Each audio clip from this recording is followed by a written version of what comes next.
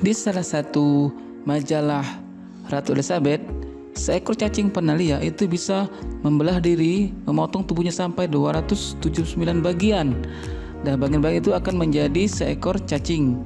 Kok bisa ya? Apakah cacing yang lain juga sama? Bagaimana cara cacing planaria berkembang biak ya? Assalamualaikum warahmatullahi wabarakatuh. Apa kabar anak-anak semua? Bertemu lagi dengan Pak Yulisman.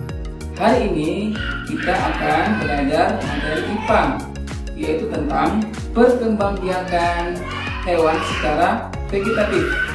Seperti yang anak-anak ketahui, selain dari perkembangbiakan vegetatif, sebelumnya kita sudah belajar tentang perkembangbiakan generatif. Nah, sudah pada tahu belum? Ada loh hewan berkembang biak tanpa hubungan kawin atau tanpa sel kelamin jantan dan betina. Nah, adapun untuk perkembangbiakan hewan vegetatif itu ada beberapa macam.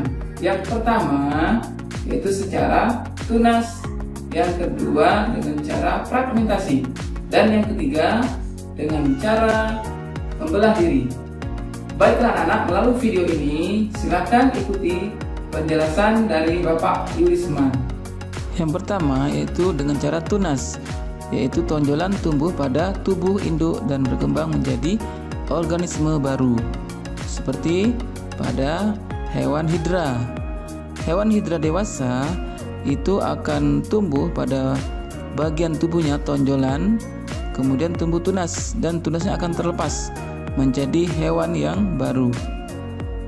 Kemudian pada yang kedua, pada fragmentasi. Secara fragmentasi yaitu teknik memutuskan bagian tubuh untuk membentuk organisme baru, yaitu cacing planaria. Cacing planaria membelah tubuhnya atau memotong tubuhnya menjadi dua bagian. Kemudian bagian yang lain membentuk generasi, akan meregenerasi menjadi hewan yang baru. Cacing planaria itu dapat dipotong menjadi 279 bagian. Luar biasa ya. Kok bisa? Nah, karena cacing planaria itu memiliki sel-sel. Sel-sel dewasa disebut dengan neoblasts. Sel-sel inilah yang akan membentuk makhluk atau organisme yang baru. Kelebihan yang lain untuk cacing planaria adalah dia membutuhkan waktu sekitar 30 menit untuk memperbaiki tubuhnya. Kemudian fragmentasi pada bintang, yaitu bintang laut. Yaitu bintang laut akan memotong bagian tubuhnya menjadi makhluk hidup yang baru.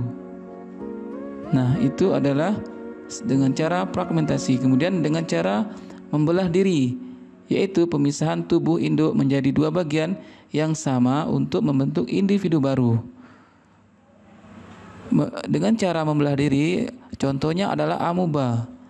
Amoeba yang dewasa, dinding selnya akan dibelah menjadi dua bagian, kemudian membentuk individu yang baru.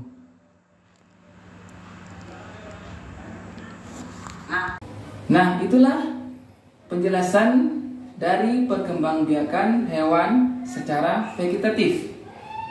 Mari kita ambil kesimpulannya ya. Yang pertama, hewan yang berkembang biak secara vegetatif adalah proses perkawinan atau perkembangbiakan tanpa melalui proses pembuahan.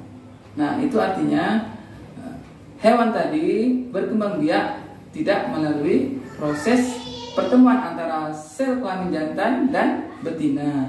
Kemudian jenis atau macam-macam hewan yang berkembang biak secara vegetatif, yaitu yang pertama adalah dengan cara tunas. Contohnya adalah hewan hidra, bintang laut, dan anemon laut. Nah, kemudian dengan cara yang kedua, dengan cara fragmentasi, yaitu dengan memutuskan bagian-bagian tubuhnya. Contoh hewannya adalah cacing planaria atau cacing pipih.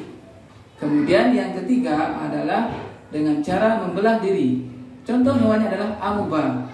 Nah, itulah penjelasan atau kesimpulan yang kita bisa ambil dari materi perkembangbiakan hewan secara vegetatif. Semoga bisa dipahami semua oleh anak-anak. Terima kasih. Assalamualaikum warahmatullahi wabarakatuh.